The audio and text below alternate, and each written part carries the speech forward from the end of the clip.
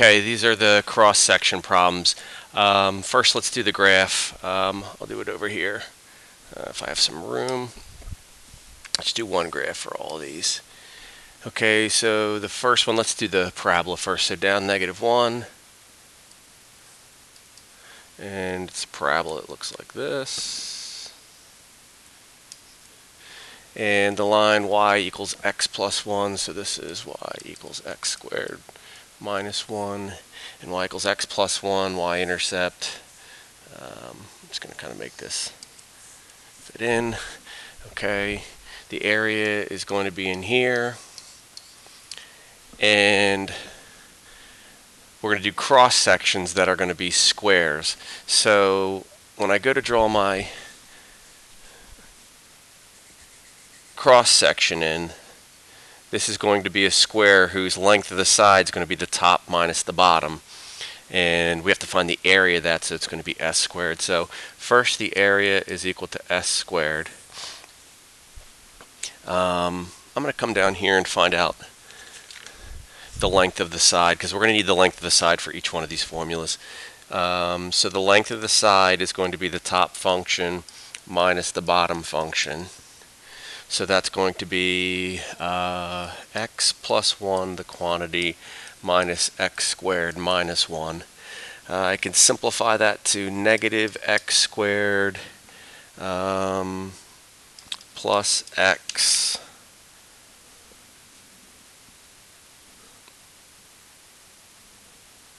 plus 2.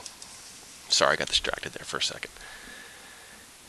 Okay, and alright, so the next thing I'm going to do for this is find my upper and lower bounds. So to find my upper and lower bounds, I'm just going to set these equations equal to each other. So x plus 1 equal to x squared minus 1. So that's going to be 0 equals x squared minus x minus 2. So that's x minus 2, x plus 1. So x is going to be equal to 2 and -1. So lower bound, -1, upper bound is 2. So now when I go to write the volume of this, I'm going to integrate from -1 to 2 of the length of the side squared. So that's going to be negative x squared plus x plus 2 squared dx. And then you can use your calculator for this. And then for this one, the volume is going to be equal to 8.1 units cubed. Alright, these will go pretty quickly because they use all this pretty much the same numbers and the length of the side. Alright, cross sections in equilateral triangle. That formula is s squared root 3 over 4. So the volume is going to be equal to, again, we're going to integrate from -1 to 2. S squared, again, the length of the side squared, which is going to be negative x squared plus x plus 2 squared root 3 over 4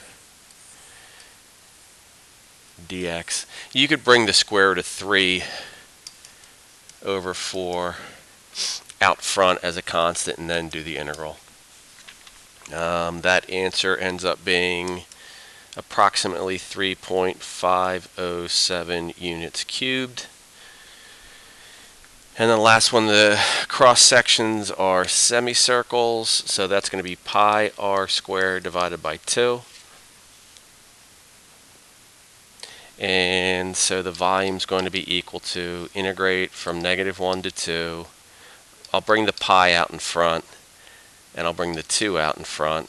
So it's just the length of the side squared, so negative x squared plus x plus 2 squared dx.